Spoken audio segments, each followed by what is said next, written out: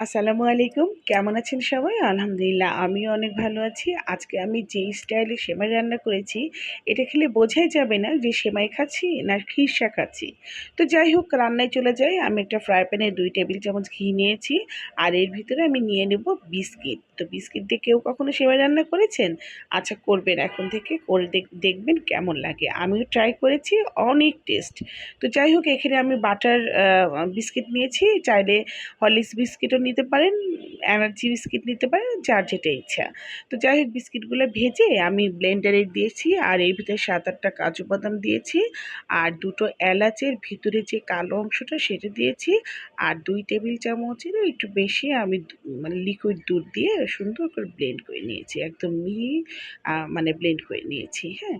তো যাই হোক এই কাজটাও শেষ করে ফেললাম। আবার একটু ফ্রাই প্যানে ২ টেবিল চামচের মতো ঘি দিয়ে আমি একটু এই বাদাম কিশমিশগুলো একটু সুন্দর করে ভেজে নিয়েছি, একটু গোল্ডেন কালার করে। আর বাসায় যদি আরও মানে বিভিন্ন রকমের ড্রাই ফ্রুট থাকে তাহলে দিলে আরও মজা লাগে। তো যাই হোক আমি একটা প্যানে কিন্তু এখন ২ লিটার দুধ দিয়ে দিয়েছি আর এই মানে পুরো সেমাইটাই আমি রান্না করছি। তো এটা একটু ঘন ঘন টাইপের সেমাইটা হবে, এই জন্য আমার ২ লিটার দুধই হয়ে গেছে। তো সেমাইটা মানে ভেঙে একদম গুঁড়ো করে সুন্দর করে দিয়ে দিলাম দুধের মধ্যে। আর এই সেমাইটা দেখলে আমার চাচু কি বলে জানেন? এটা হাত পাওয়ালা সেমাই, কারণ এটা খেতে গেলে মুখে চোখে নাকি লেগে যায়। তো অনেকে আসলে ভেঙে দেয় না। তো যাই হোক সেমাইটা যখন ফুটে উঠেছে তখন কিন্তু আমি এর ভিতরে ২ কাপ একদম উঁচু করে চিনি দিয়ে দিয়েছি। মিষ্টিটা আসলেই মানে যার যার পছন্দ অনুযায়ী দিলেই ভালো হয়। তো আমি যাই হোক মানে একটু সামঞ্জস্য রেখে করেছি। আর এরপর আমি মানে সেমাইটা যখন সিদ্ধ হয়ে গেছে তখনই কিন্তু ড্রাই ফ্রুটগুলো দিয়ে দিয়েছি, ভেজে রাখা ড্রাই ফ্রুটগুলা।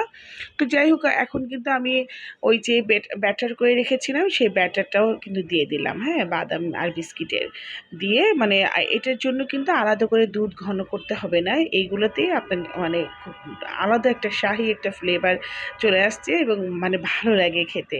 আর এদিকে ক্যারামেল করব। ক্যারামেলের জন্য আমি 1/2 কাপ চিনি নিয়েছি। ১ টেবিল চামচ ঘি আর একটু পানি দিয়ে সুন্দর একদম মানে গোল্ডেন কালার হলেই কিন্তু আমি নামিয়ে নেব। বেশি পুড়িয়ে ফেলা যাবে না, তাহলে তিতা হয়ে যাবে। তো এদিকে সেমাইটাও হয়ে গেছে আর আমি ওর ভিতরে কিন্তু এই যে ক্যারামেলটা দিয়ে একদম সুন্দর করে মাখিয়ে নিলাম। আর এটা খেতে দুর্দান্ত ভালো হয়েছে। সবাই খুব প্রশংসা করেছে। আর আমার এই রেসিপিটা যদি আপনাদের ভালো লেগে থাকে অবশ্যই লাইক, কমেন্ট, শেয়ার করবেন। আর নতুনত্ব জিনিস দেখালাম। আপনারাও বাসায় ট্রাই করবেন। এটা কিন্তু মানে একটু ঘন ঘন টাইপেরই হয়েছে। আর আমার জন্য বেশি বেশি দোয়া করবেন। আল্লাহ হাফেজ।